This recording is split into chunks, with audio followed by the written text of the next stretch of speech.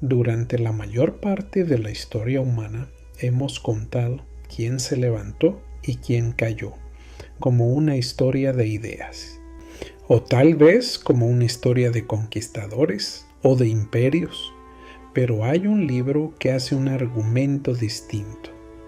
El libro dice que aquello que en realidad ha movido la historia humana es mucho más pequeño que cualquiera de esas historias que hemos aprendido en la escuela. Los microbios, los patógenos, la mitad invisible de la historia. En esta reflexión, la prueba de la peste negra. Hace algunos meses, en una de nuestras reuniones de laboratorio, dediqué una parte de la hora a contarle a mis estudiantes sobre un libro que había estado leyendo por las noches. Patogénesis, una historia del mundo en 8 plagas, de Jonathan Kennedy. Kennedy es un académico de salud pública en la Queen Mary University de Londres. Y su argumento es que la fuerza material que subestimamos de manera sistemática al tratar de explicar los grandes cambios históricos son los patógenos. Les dije a mis estudiantes que, como ecólogos de enfermedades, discutiríamos ese libro durante el semestre y que de entrada yo tenía 2 reacciones iniciales a dicho libro. Como científico que lleva un par de décadas mirando patógenos, encontré el rigor y el alcance de Kennedy convincentes. Como católico, encontré 2 de sus capítulos inquietantes de una manera específica. No presento esto como una doctrina, simplemente estoy trabajando algo para mí mismo y los estoy invitando a mirarlo y analizarlo conmigo.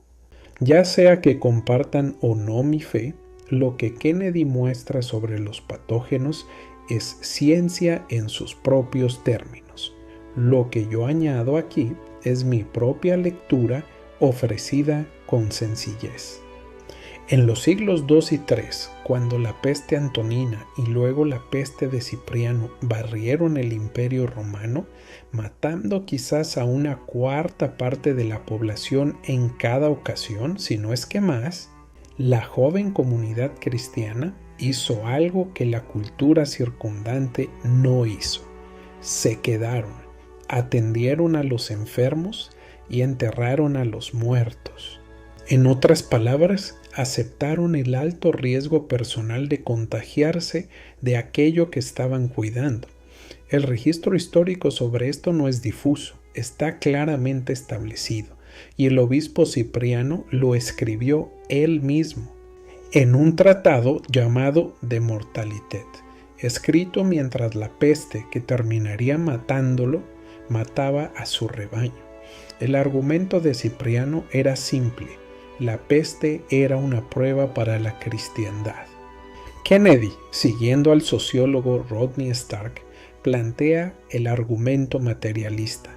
Las comunidades cristianas sobrevivieron en tasas más altas porque los enfermos eran atendidos en lugar de ser abandonados. Como científico, la matemática me resulta creíble. Incluso los cuidados básicos como proveer de líquidos, calor, alimentos presentes aumentan mucho más las probabilidades de supervivencia.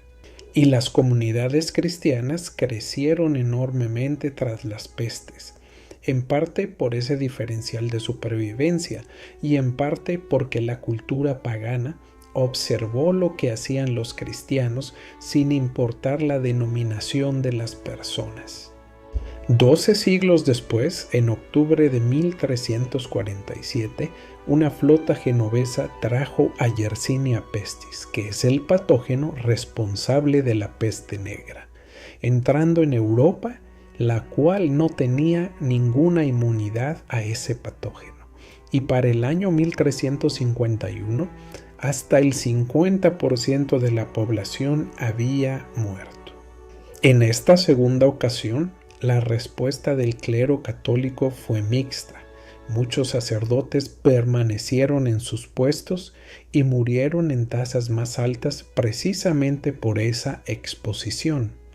Pero otros huyeron y se escondieron. Otros abandonaron parroquias y se trasladaron a lugares más seguros. Como científico y como persona, esta cadena material es coherente. Nadie tiene deseos de enfermarse y mucho menos de fallecer. Y la mortalidad selectiva del clero más concienzudo y preparado dejó un vacío demográfico que se llenó con lo que había disponible. Un clero mal formado y personas sin escrúpulos que se aprovecharon de esa posición. Y esto es ecología de enfermedades aplicada a una institución social. Y aquí es donde tengo que añadir mi propia lectura como católico. Sin duda alguna existió una corrupción real al interior de la Iglesia a finales de la Edad Media, y la peste fue parte de lo que hizo esto posible y aparente. Pero las fallas históricas no zanjan la pregunta teológica sobre cuál debía ser la respuesta cristiana fiel. Y sobre esa pregunta, Cristo mismo habló y fue muy claro. En Mateo 28:20, Él dice que el que persevere hasta el fin será salvado. En Mateo 16:18, Cristo es claro al afirmar: tú eres Pedro, y sobre esta piedra edificaré mi iglesia, y las puertas del Hades no prevalecerán contra ella. Cristo amó a la iglesia y se entregó a sí mismo por ella. No es partir o alejarse o rendirse, es perseverar. Digo esto con respeto a los cristianos que no son católicos. Su fe es sincera, pero la peste no justificó la partida, y nada justifica una separación. Las palabras del propio Cristo no lo permiten. Cristo es claro en que su iglesia debe de ser una, con un rebaño unificado. Juan 10:16. Y San Pablo es muy claro en Efesios 4, versículos del 4 al 5, señalando que hay un solo cuerpo, un solo espíritu, un solo Señor, una sola fe y un solo bautismo. Y todo esto fue directamente encargado a Pedro por Cristo. Y esa línea ininterrumpida hasta nuestros días es lo que formamos todos los católicos. Quiero dejarlos con una reflexión. Toda institución humana tiene errores y personas con poca ética y sin valores morales. Cristo sabía que esto ocurriría en la iglesia que él fundó en Pedro. Es más, Pedro lo negó 3 veces. Y San Pablo tuvo que reprenderlo porque se comportó hipócritamente en cierto momento. La iglesia no es perfecta, claro está, pero no por esos errores se justifica una separación. Las cosas se arreglan desde adentro, y en el caso de la Iglesia Católica, siguiendo el mandato de Cristo. Gracias por acompañarme. Si te sirvió esta información, compártela, comenta, y puedes encontrar el ensayo completo que escribí en el boletín del Renaissance Hub en LinkedIn. Para mayor información, visita santiagolab.org y síguenos en redes sociales. Recuerda ser curioso como los niños y mantente renacentista.